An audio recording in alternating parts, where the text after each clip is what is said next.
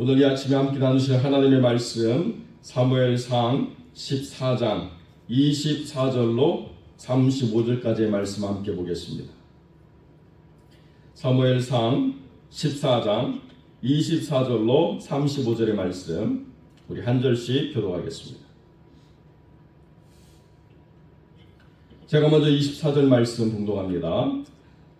이날에 이스라엘 백성들이 피곤하였으니 이는 사울이 백성에게 맹세시켜 경계하여 이르기를 저녁 곧 내가 내 원수에게 보복하는 때까지 아무 음식물이든지 먹는 사람은 저주를 받을지어다 하였습니다.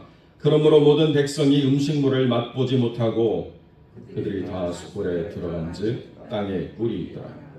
백성이 숯불로 들어갈 때에 꿀이 흐르는 것을 보고도 그들이 맹세를 두려워하여 손을 그 입에 대는 자가 없었으나 요나단은 그의 아버지가 백성에게 맹세하여 명령할 때에 듣지 못하였으므로 손에 가진 지팡이 끝을 내밀어 벌집에 꿀을 찢고 그의 손을 돌려 입에 대매 눈이 밝아졌더라. 그때 백성 중 한 사람이 말하여 이르되 당신의 부친이 백성에게 맹세하여 엄히 말씀하시기를 오늘 음식물을 먹는 사람은 저주를 받을지어다 하셨나이다. 그러므로 백성이 피곤하였나이다 하니 요나단이 이르되 내 아버지께서 이 땅을 곤란하게 하셨도다. 보라 내가 이 꿀을 조금 맛보고도 내 눈이 이렇게 밝아졌거든. 하물며 백성이 오늘 그 대적에게서 탈취하여 얻은 것을 힘으로 먹었더라면 블레셋 사람을 살육함이 더욱 많지 아니하였겠느냐. 그날의 백성이 믹마스에서부터 아얄론 이르기까지 블레셋 사람들을 쳤으므로 그들이 심히 피곤한지라. 백성이 이에 탈취한 물건에 달려가서 양과 소와 송아지들을 끌어다가 그것을 땅에서 잡아 핏째 먹었더니 사울에게 전하여 이르되 보소서 백성이 고기를 핏째 먹어 하나님께 범죄하였나이다. 사울이 이르되 너희가 믿음이 없이 행하였도다. 이제 큰 돌을 내게로 굴려오라 하고 또 사울이 이르되 너희는 백성 중에 흩어져 다니며 그들에게 이르기를 사람은 각기 소와 양을 이리로 끌어다가 여기서 잡아먹되 핏째로 먹어 여호와께 범죄하지 말라 하라 하매 그 밤에 모든 백성이 각각 자기의 소를 끌어다가 거기서 잡으니라. 사울이 여호와를 위하여 제단을 쌓았으니 이는 그가 여호와를 위하여 처음 쌓은 제단이었더라. 아멘. 오늘 본문의 말씀을 가지고 죽은 믿음이 주도권을 가질 때라는 제목으로 이 말씀을 함께 나누겠습니다. 사울이 전쟁을 주도하지도 않았는데 갑자기 그 주도권을 잡고 싶어가지고 제사장의 손도 물리치고 갑자기 전투에 참여하면서 본인이 주도권을 가져야 되기 때문에 본인이 생각하는 기준을 모든 사람들에게 전했는데 그 기준이 뭐냐? 오늘 이 전쟁을 끝낼 때까지 어떤 사람도 음식을 먹으면 저주를 받는다라고 이렇게 기준을 내렸다는 것입니다. 저희가 우스갯소리로 하는 이야기지만은 군대에서 농담처럼 진담처럼 쓰는 말이 전투에 실패한 군인은 용서를 받아도 배식에 실패한 군인은 용서가 없다 이런 이야기가 있습니다. 전쟁을 수행하는 데 있어서 그 보급이라고 하는 것 중에 가장 큰 게 뭐냐? 식량이 문제거든요. 식수와 식량의 문제. 그것을 해결해야만 전쟁을 수행할 수가 있게 되는 것입니다. 그런데 사울이라고 하는 이 왕이 전쟁을 어떻게 이끌 것인가? 그 일주일 동안 기다리면서 하나님께 뜻을 묻고 생각하고 하나님의 백성들이 이 전쟁에서 상하지 않도록 그가 성찰하고 고민했다라고 한다면 허둥대다가 끝나는 게 아니고 주도권을 잡으려고 자기가 되지도 않는 그런 기준을 만들어내는 것도 아니고 하나님의 지혜로 말미암아서 그 전쟁의 승기를 잡고 어떻게 모든 것을 이끌어갈 것인가에 대한 하나님의 지혜를 가지고 사람들을 바르게 인도했을 텐데 내가 주도하기 때문에 내 뜻대로 해야 되고 내 명령을 따라야 된다고 하는 것이 사람을 살리는 것이 되어지지 않는다는 거예요. 결국에는 전쟁을 수행했는데 그 수행한 백성들이 핏째 소와 양을 잡아서 먹음으로 말미암아 하나님 앞에 범죄자가 되는 일들을 만들어냈다는 것이죠. 그것이 사울이 가지고 있는 믿음의 가장 큰 오류의 한 단편을 드러내는 것입니다. 우리가 야고보서에 보면 가장 야고보가 강조하는 게 무엇입니까? 행함이 없는 믿음은 그 자체로 죽은 것이라고 이야기합니다.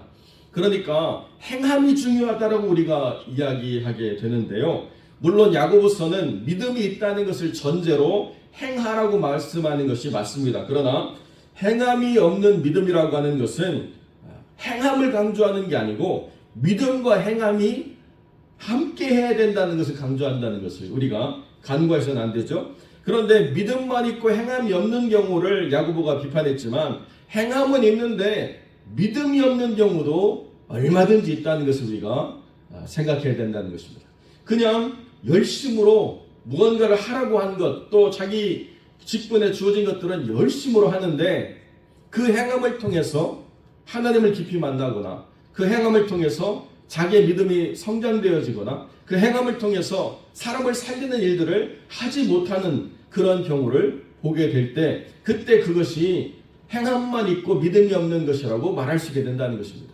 여러분, 행함이라고 하는 것이 종교적으로 포장이 되어가지고 자기를 높이는 일이 얼마든지 될 수 있습니다. 참 충성스럽게 봉사하는 사람들의 그 수고가 얼마나 교회에서 아름답습니까? 그러니까 그런 헌신과 봉사의 수고를 행하는 것을 교회가 귀하게 여겨야 되는 것은 너무나도 마땅한데요.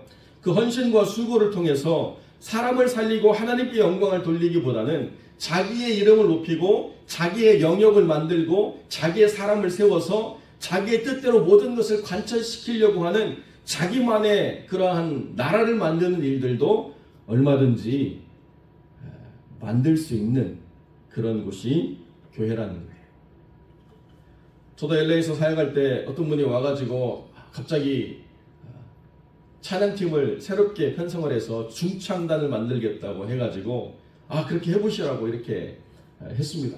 그런데 그것이 교회에 덕이 되고 유익이 되는 게 아니라 그것이 교회를 흔드는 일이 돼가지고 자기 사람을 만들고 자기가 거기에서 어떤 소리를 높이는 것을 가지고 교회에 어떤 영향력을 미치려고 하는 일들이 있어서 안 되겠다고, 그 사역을 하시면 안 되겠다 이렇게 잠깐 멈추시라고 했더니 그분이 담임 목사님을 수를 한다고 그래가지고 또 교회가 얼마나 시끄러웠는지 말할 수가 없어요. 왜 하느냐? 하나님을 영화롭게 하기 위해서 하는 거예요. 왜 하느냐? 하나님의 사람들을 바르게 인도하기 위해서 하는 거예요. 그러나 그 행함이라고 하는 것이 자기의 이름을 다른 사람보다 높이기 위해서, 자기가 무언가를 주도권을 갖기 위해서, 자기가 그 누구에게도 방해받지 않는 영역을 세우기 위해서 행한다라고 하는 것은 망하는 일이라는 거예요. 사울도 그렇게 행했거니와 지금도 교회 안에서 그런 일들이 얼마든지 벌어지고 있는 것이 문제라는 것입니다. 무엇을 행할 것인가?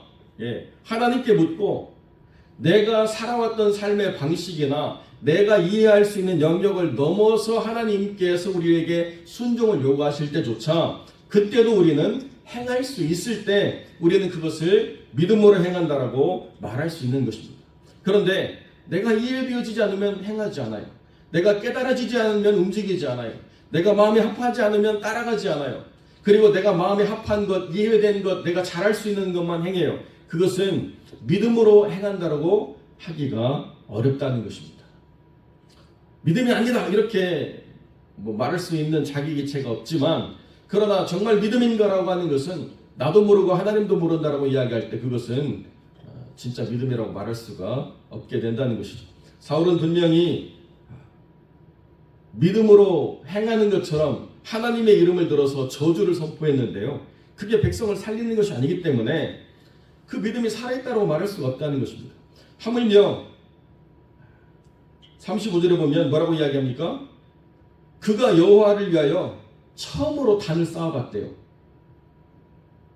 지금 40년 인생을 살면서 처음으로 하나님 앞에 단을 쌓아본 삶이 무슨 믿음이 있겠습니까?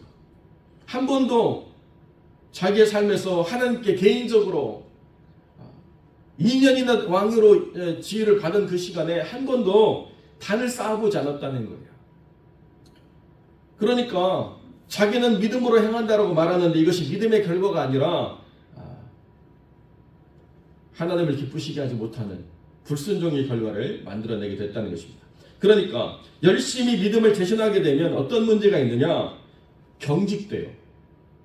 열심히 믿음을 대신하면 자기의 열심만 있게 됨으로 말미암아서 어떤 상황이나 어떤 순간에 하나님이 무엇을 하고 말씀하시는가를 들을 여유가 없어요. 그냥 자기가 하고 싶은 것만 열심으로 하고 하나님께서 그에게 음성 들리고자 하실 때에 듣지를 않게 된다는 거예요. 그러니까 전체를 바라보는 그 눈, 모든 것을 판단할 수 있는 하나님의 지혜, 그것으로 말미암아서 우리가 열심을 가져야 사람을 살리고 하나님께 영광을 돌리는데, 자기의 심령만 가지고 열심을 갖게 되면 그것이 하나님의 음성을 회방하는 일들을 만들어내게 된다는 것입니다. 요나단이 그렇잖아요. 우리 아버지가 이렇게 이 땅을 곤란하게 만드는 일을 했다는 거예요.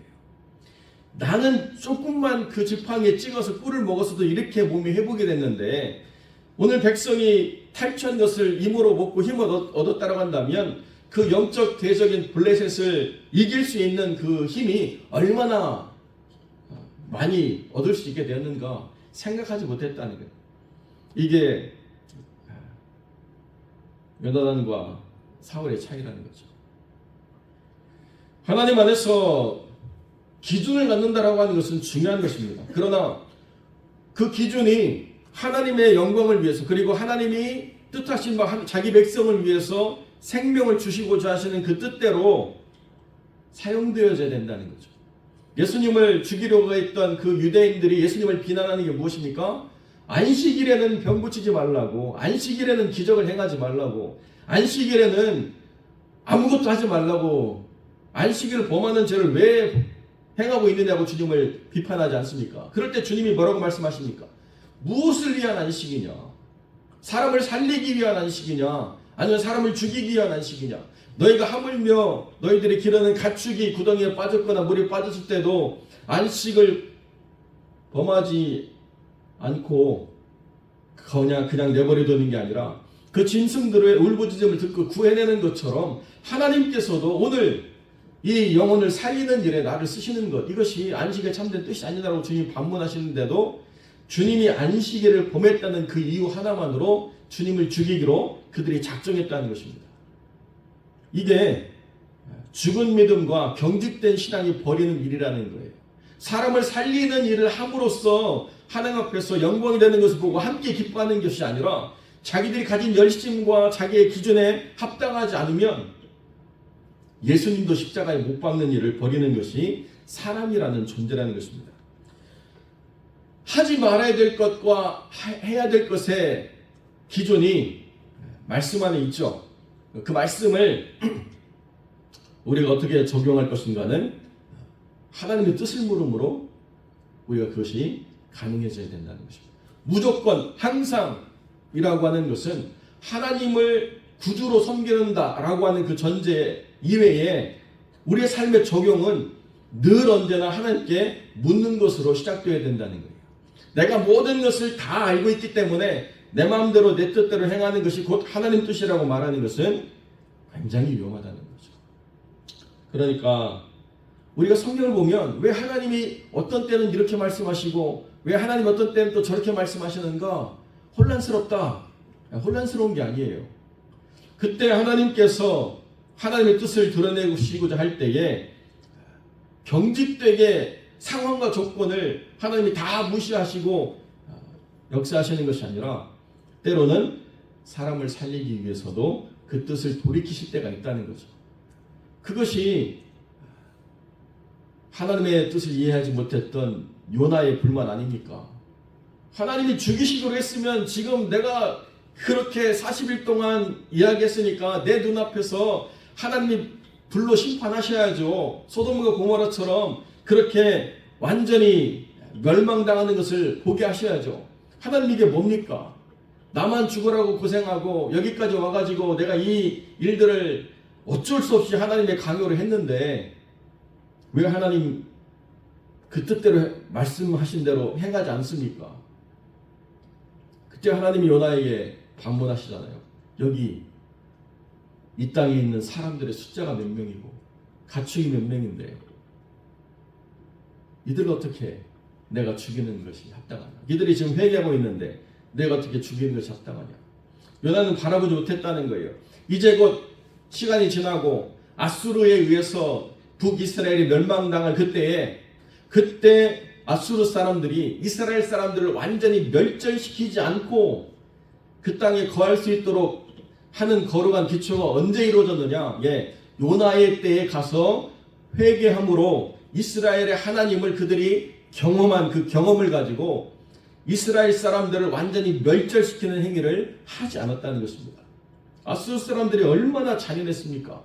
사람을 죽여가지고 그 왕이 지나가는 길에 꼬챙이처럼 꽂아놓는 일들을 벌이고요. 온갖 잔혹한 일들 이루 말할 수가 없습니다. 그러나 이스라엘 사람들이 그렇게 진멸되지 않은 이유가 뭐냐? 그때 요나를 통해서 아수르 사람들에게 하나님이 살아계신 하나님이시라는 것을 증거하는 그 증거로 말미암아 하나님의 역사를 통해서 북이스라엘 사람들이 완전히 멸절하지 않게 되었다는 거죠. 요나는 자기의 생각대로 바라보니까 하나님의 뜻을 이해하지 못하니까 왜 하나님 자기를 이렇게 사용하시는지를 알지 못한 채 하나님께 불만만 토로하고 그 기록이 끝나버렸다는 거예요. 어떤 역사적인 그 야사에 보면 그 이후로 요나가 돌아와가지고 더 이상 하나님이 요나를 쓰지 않았다 이런 이야기가 있는데 그것은 뭐 정설이 아니니까 우리가 말할 수 없지만 하나님의 뜻을 온전히 이해하고 전달한다라고 하는 선지자조차도 때로는 자기 생각, 자기 뜻, 자기 마음에 매여가지고 하나님의 뜻을 바르게 이해하지 못한 채 경직된 사고를 가질 수가 있게 된다는 것입니다. 그러니까 우리가 늘 생각해야 되는 게 뭐냐? 옳음이라고 하는 것을 우리가 주장할 때 행여 내 생각인가를 우리가 잘 살펴봐야 된다는 거예요. 우리가 믿음을 가지고 화평장로교회를 섬기면서 열심히 믿음을 대체하고 있는지 아니면 내 열심으로 말미암아서 내가 하나님보다 앞서 나가고 있는지 늘 우리를 살피는 삶이 있어야 된다는 것입니다. 물론 열심도 없으면 안 되죠. 열심을 내지 말라는 이야기가 아니라 열심으로 섬기되 그 섬김이 하나님과 동행하는 하나님의 뜻을 준행하는 하나님께 그 길을 묻고 하나님을 따라가는 순종의 열심이 될 때 그것이 하나님께 영광이 되고 사람을 살리는 일이 된다는 것을 우리가 늘 생각해야 된다는 것입니다. 그러니까 오늘 이 사울의 실패는 우리의 실패일 수도 있는 이 상황을 우리가 늘 깨어서 살피고 그 뜻 안에서 하나님 영광이 되어지는 복된 영혼들이 되시기를 주님의 이름으로 간절히 축원드립니다.